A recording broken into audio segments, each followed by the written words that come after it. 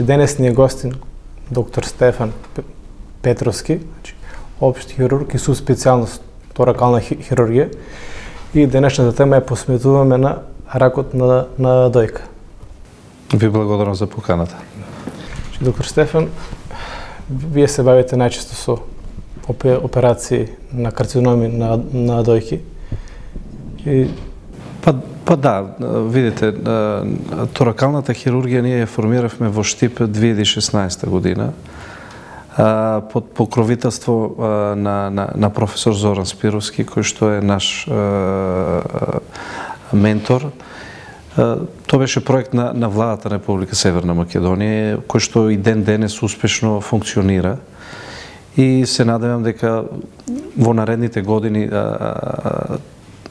торакалната хирургија ќе дополнително развиеме со формирање на посебно оделение, со преземање на млади кадри кои што понатаму ќе ја продолжат нашата работа.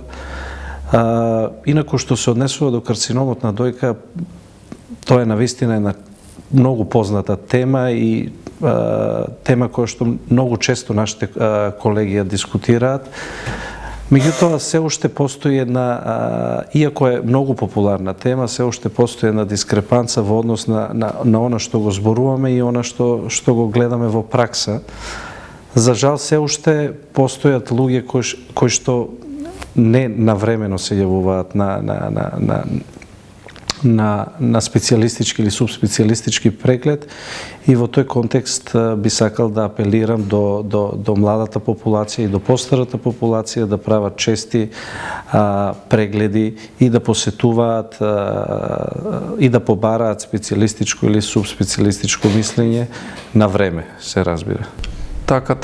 Првите симптоми обично по учебник ги препознава хирургот, но мислам дека самопрегледот исто така е многу битен. Најчесто пациентките сами ги препознаваат симптомите. Најчесто лекарот е веќе втор кога пациентот ќе се јави на специјалистички или субспецијалистички преглед, лекарот веќе пациентот ја напипал промената на самата дојка.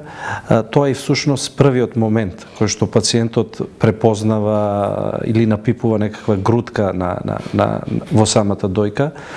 Значајно е да се напомене дека помалите тумори, односно тумори кои што се под 1 сантиметар, многу ретко зависи од локализацијата на самиот тумор. Ако туморот е поповршно, во тој случај пациентот ќе може да го испалпира. Меѓутоа, ако туморот е подлабоко во мамарната жлезда или ако потекнува директно од неа, во тој случај нема да може туморот да биде напипан. И во тој контекст потребно е не само преглед секој од пациентите, жените, бидејќи тоа е најчесто заболување кое што се јавува кај женската популација, меѓутоа го има и во машката популација. Се смета некаде на 100 дијагностицирани карциноми на дојка кај жени, само еден маж може да биде дијагностициран, значи соодносот е 100:1. Што се однесува до симптоматологијата, како што напоменав, само прегледот е всушност првиот момент во кој што пациентот го напипува туморот и потоа се јавува на специјалистички преглед и понатаму следат сите оние иследувања кои што се потребни да се направат при дијагностицирање на мамарен карцином. Сега има голем процент на популацијата. Луѓето не сакаат да прават мамографија. Значи има едно сваќање дека притисокот од мамографијата, ако ти имат инкапсулиран тумор, тој ќе пресне и ќе се расшири. Дали може тоа да го разјасниме? Видите, тоа се предрасуди. Најчесто пациентите премногу и постои една тенденција, особено во поново време, на мене искрено како лекар, како хирург ми смета тие работи во контекст на тоа што пациентите премногу читаат информации на интернет тие сепак не се медицински лица и тие потребно е да имаме ние, особено медицинските лица, да изградиме еден здравствен систем во кој што пациентите ќе имат доверба во самите специјалисти, а не да читаат податоци од интернет, да не читаат начини на лекување, начини на оперирање и слично. Добро е да се информираат, но не тоа не е нивна работа, се разбира. Потребно е секој пациент да има потполна доверба во ординирачкиот доктор и на таков начин понатаму да се гради една меѓусебна доверба меѓу докторот и пациент.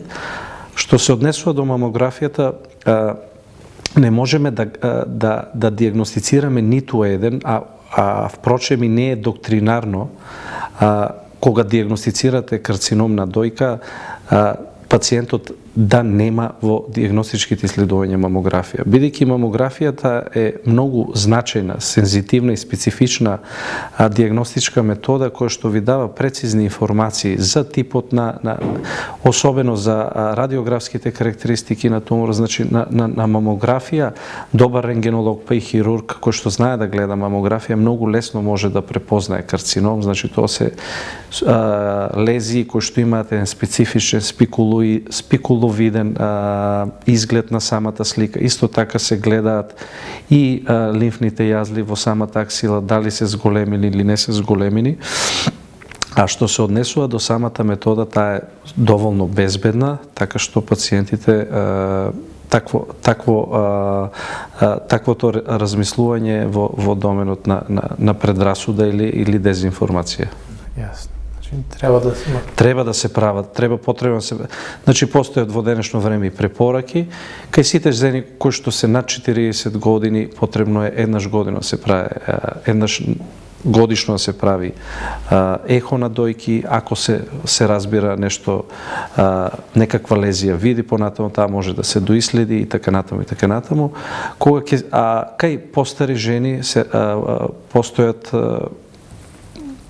исто така препораки каде што жени над 50 години, 60 и така натаму, да се прави задолжителна мамографија на 3 години.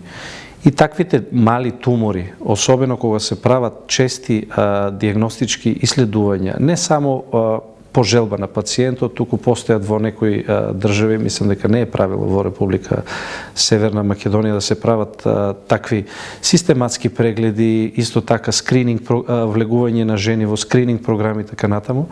Кај таквите пациенти многу често постојат држави од Хрватска па нагоре, постојат држави каде што карциномите, 90% од карциномите се диагностицираат во прв стадиум на заболувањето, а знаеме дека карцином кој што ќе се диагностицира во прв стадиум, значи овде излекувањето е скоро 90 и повеќе проценти кај таквите карциноми, што значи дека диагностиката е всушност најзначајна, односно благовремената диагностика на самиот карцином. Значи најдобар лек за канцер е навремено диагностицирање, да, се разбира. И сега, според вас, кои се највлијателни ризик фактори што предонесуваат за развивање на карцином на дојка или промени во... Па видите, дојките се орган кој што е хормонално зависен. Значи, жените, промените кои што настануваат и за време на менструалниот циклус, и за време за време на гравидитет и така натаму, настануваат одредени промени во самите дојки. Значи, во самата мамарна жлезда постојат естроген прогестеронски рецептори кои што директно влијаат и директно се поврзани со женските хормони. Така што, како ризик фактор би ги напоменал женските хормони, бидејќи постојат тумори кои што директно влијаат, односно постојат тумори кои што директно естроген прогестеронски рецептори кои што понатаму со имунохистохемиските исследувања се докажуваат помалку или повеќе позитивни кај одредени карциноми, што значи дека хормоните директно влијаат и се еден од факторите кои што би можеле да влијаат на процесот на карценогенеза. Исто така генетската предиспозиција на жените постојат пациенти со фамилиарна анамнеза, каде што во фамилијата ќе се напомене дека има неколку случаи на појава на карцином, исто така значи генетската предиспозиција. Понатаму исто постојат субституцијата на хормонални препарати, исто така како ризик фактор кој што влијае особено кај жени кои што ги користат хормоните за стимулација и така натаму и така натаму. И понатаму се разбира возраста, имунитетот исто така, имунолошката слабост е директен фактор за појава на канцер кај еден пациент. Добро, вие како совет на гледачите, колку често би им препорачале да прават само преглед? Па видите, само преглед пациентите потребно е да прават многу често. Значи секој пациент најчесто си го познава собственото тело и многу само прегледот е многу едноставна метода со која што пациентот ја палпира дојката. Постојат неколку техники, не би навлегувале во тоа, меѓутоа секој пациент, секоја жена потребно е да прави преглед, да прави палпација на самата дојка и ако напипа одредена промена, потребно е истата промена да биде доиследена.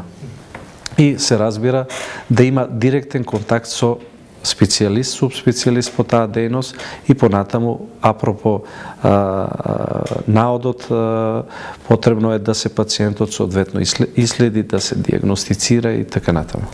Дали, ако таа формација што ќе палпира пациентката и има чувствува допир при болка, дали тоа е сигурен знак дека тоа станува збор за канцер или не? Не. Значи, промените на дојка потребно е да се доиследат, како што напоменав. Значи, иследувањето на промените постојат одредени диагностички алгоритми кои што ние стрикно ги применуваме, значи не отстапуваме од тај принцип на диагностицирање на карциномот на дојка.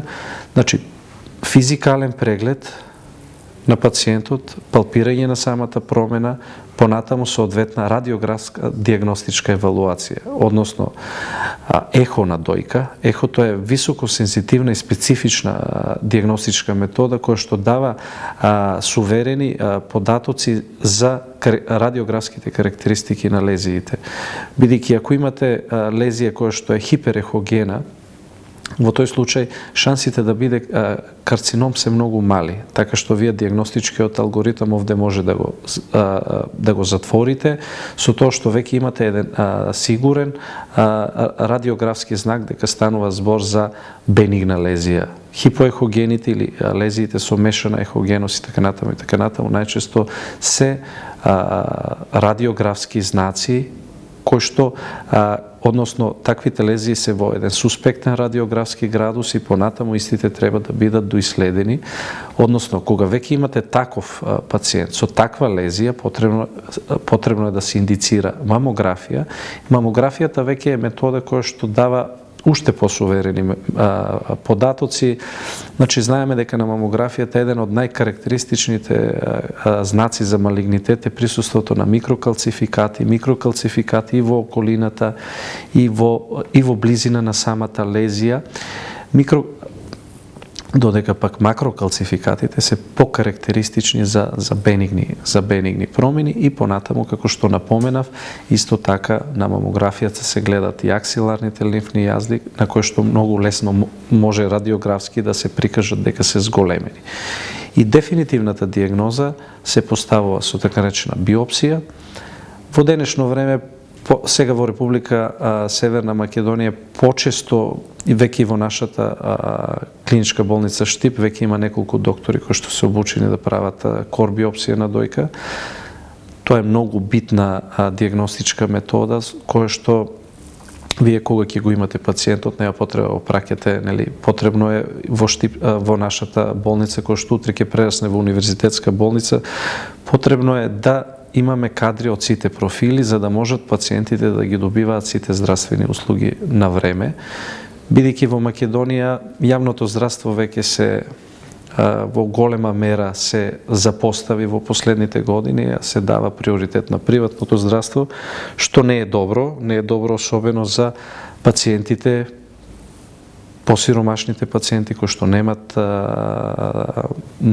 можат да се лекуваат во приватни установи и така натаму, меѓутоа истите плаќаат здравствено осигурување и треба соодветно да бидат згрижени. Апсолутно.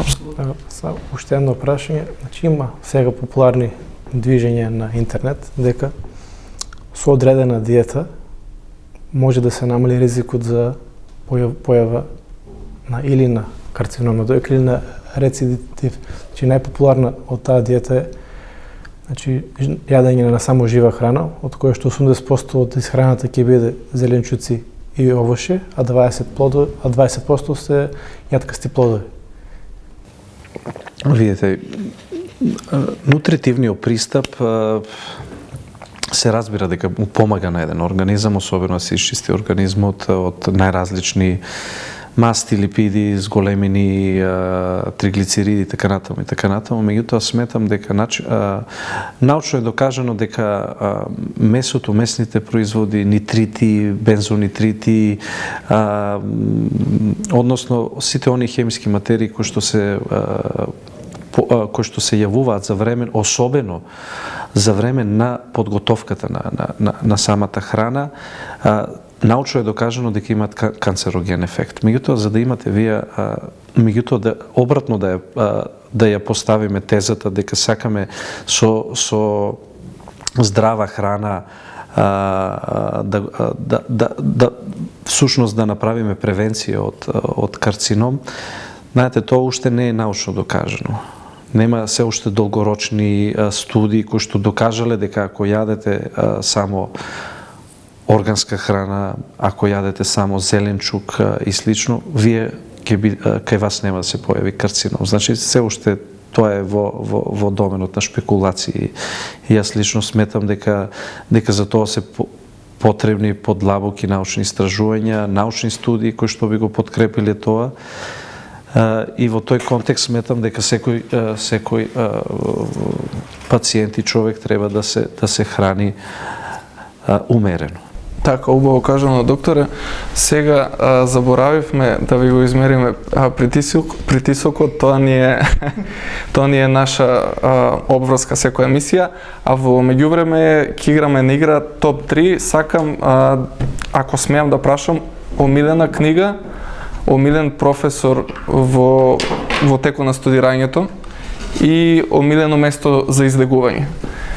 Па да почнеме со, еве да речам, во студиските години, која ви беше омилена книга за читање? Видите, во студиските, не толку во студиските, бидејќи во студиските денови немав многу време да читам книги или повеќе билетристика или поезија, мито како средношколец обожавав да читам поезија. И би споменал една моја книга од еден германски автор, односно тоа е Ханс Магнус Енцесберг, збирка на поезија или лауреат на Струшки вечери на поезијата. Како омилена книга се разбира. Идеален. Добар ли? 115 по 70. Нема потреба од кардиолог се. Што се однесува? Омилен професор? Па добро, или професор има повеќе омилени за време на студирањето. Повеќе омилени професори, меѓутоа би сакал да го истакнам професорот по хемија, Зоран Здравковски, кој што беше навистина джентлмен од професор.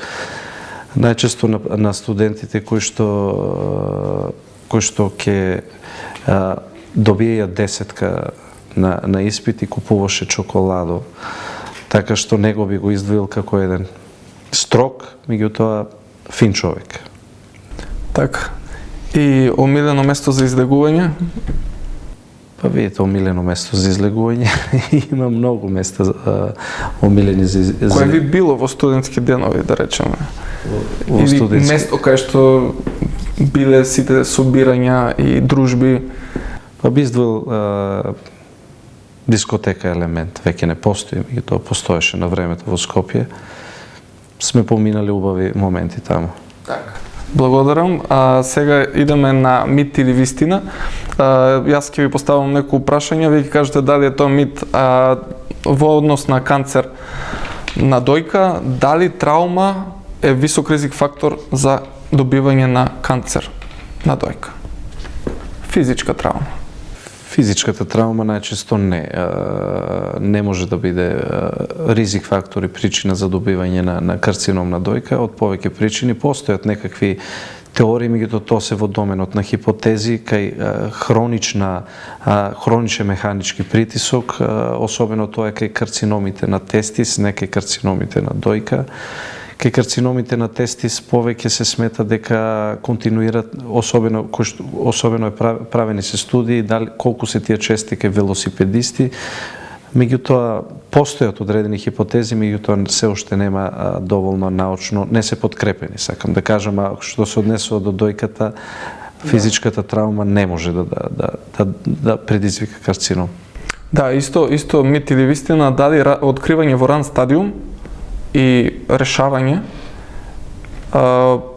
потоа пациентите се сигурни дека нема шанси да се појави рецидив. Дали е тоа вистина? Видете, што се однесува до рецидивирањето на мамарниот карцином, тоа е поврзано со повеќе фактори, особено со стадиумот на заболувањето. Колку е понизок стадиумот на заболувањето, толку шансите да болеста рецидивира се мали. Исто така зависи од онколошкиот третман, дали кај пациентот понатаму е применета онколошка терапија, дали пациентот е изложен на радиотерапија, односно дали бидејќи хирургијата има локорегионален ефект. Исто и радиотерапијата има локорегионален ефект. Каква е операцијата? Дали таа е онколошки задоволителна? Вие за да карциномот на дојка, да превенирате рецидив, треба да имате да направите онколошка ресекција. Односно, потребно е оној препарат кој што ќе го извадите да биде во негативни ресекциони маргини, односно да направите така наречена R0 ресекција. Тоа значи дека сте ги исполниле оние онколошки критериуми кои што се битни понатаму да превенирате рецидив на самото заболување. Значи и хируршкиот третман и понатаму онколошкиот третман се двата всушност основни фактори кои што понатаму влијаат на појавата на рецидив на самото заболување. Да, и уште едно прашање поврзано со тоа, дали жените кои што имаат вградено хируршки силикони имаат повисоки шанси за здобивање на карцином? Па, носењето на протези во самата дојка не може да се каже, се уште не е издвоено толку ризик фактор дека носењето на протеза е ризик фактор за појава на мамарен карцином. Меѓутоа, колизијата, тие протези се изградени од таков биоматеријал, бидејќи самиот организам ги прима. И сметам дека не е тоа, не би требало да биде ризик фактор и мислам дека постојат во денешно време, тоа е тенденција, мода и слично, веќе голем број на жени носат протези, така што ако е било тоа некаков ризик фактор, мислам дека до сега ќе се дебатираше на таа тема и ќе се издвоеше како фактор за појава на мамарен карцином. Така. Да, сега кога сме кај таа мода на импланти во градите, кои услови треба да ги исполнуваат пациентите за да можат успешно да добијат имплантација на протези? Па видите, имплантацијата тоа е повеќе во доменот, меѓутоа бидејќи јас работам онколошка хирургија, тоа е повеќе во доменот на пластичната хирургија, меѓутоа независно аугментацијата или зголемувањето на дојки е популарно. Личен мој став, јас не сум против аугментацијата или зголемувањето на дојки. Сметам дека секоја жена треба сама да си одлучи што ќе прави со своите дојки. Знаете, во денешно време постојат и така речени генетски генотипизации, генетски испитувања, каде што жените кои што имаат ризик фактор, постојат и познати личности кои што веќе се го направиле тоа, каде што постојат според генотипизацијата постои ризик фактор за одредена жена, така што тие прават така наречени мастектомии, превентивни мастектомии, каде што се отстранува мамарното ткиво на дојката, а понатаму може истата шуплина да биде реконструирана со протеза. А што се однесува до прашањето, сметам дека постојат повеќе индикации за аугментација, особено кај жени кои што немаат, кои што имаат многу мали или воопшто немаат дојки. Кај такви жени постои апсолутно. Се не е тоа апсолутната индикација е исто така релативна како и релативната индикација. Значи постои релативна индикација за зголемување или аугментирање на самите дојки. Понатаму исто така кај жени кои што се веќе оперирани од карцином на дојка, постојат млади пациенти кои што исто сакат да тој орган да биде повторно дел од нивното тело со современата хирургија, современите пристапи, начини парцијални ресекции, ресекции со зачувување на кожата. Аугментацијата исто така се прави во нашата држава и на еден начин всушност се овозможува тој пациент понатаму да нема одредени психолошки проблеми што се однесува до онаа ампутација на орган, особено така специфичен орган од женското тело. И дали може да се јават некои компликации по операцијата? Значи долготрајни компликации од протезите, дали има така? Па, најчесто тоа е, бидејќи како што напоменав, дојката е површен орган и хирургијата, ако самата хируршка процедура се изведе технички добро, компликациите се многу мали, многу минимални. Тоа се мали компликации кои што се како сером, кои што со неколку пункции се повлекува, хематом, кој што исто така спонтано и конзервативно, значи компликациите се ретки, лесни и лесно се третираат. За разлика од друг тип на процедури кои што ги применуваме каде што има компликации кои што се и живото загрозувачки, хронични компликации и така натаму и така натаму. Според вас, која големина на протези е идеална без дали постоите импланти кои што се преголеми, што може да направат проблеми во кичма, во грб? Правите, во денешно време тоа се веќе, бидејќи постојат и приватни установи каде што медицинските доктрини не се практикуваат, туку се исполнуваат желбите на пациентите. Најчесто се излегува и надвор од онаа медицинска доктрина за естетска хирургија, каде што се имплантираат импланти кои што не одговараат на човековото тело. Значи секоја човечка градба или постојат одредени антрополошки карактеристики на секој човек. Апропо тоа, понатаму треба да се процени која е големината на самата протеза од 200-250 мл па нагоре, кој што може да се имплантира и врз основа на сето тоа да изгледа естетски вкусно и убаво. Дали имаш нешто да го прашаш, Гостино, за крај? Ништо, мене прво на памет ми текна за Анџелина Џоли дека има правено превентивно. Па ја би се заблагодарил на докторот. Ми беше задоволство што зборувавме за една многу битна тема која ги засега и студентите за самата здравствена комуникација меѓу пациентот, студент и секако лекар. Така да мислам дека опфативме се. Јас ви се заблагодарувам и така, ако имаш нешто да прашаш. Не, супер, значи, ова е доста едукативна емисија, опфативме се што можевме, да, за доста краток период. Фала многу уште една што ни дојдовте како гостин, па се надевам дека ќе имаме и други соработки. Да, и благодарам за поканата. Се гледам.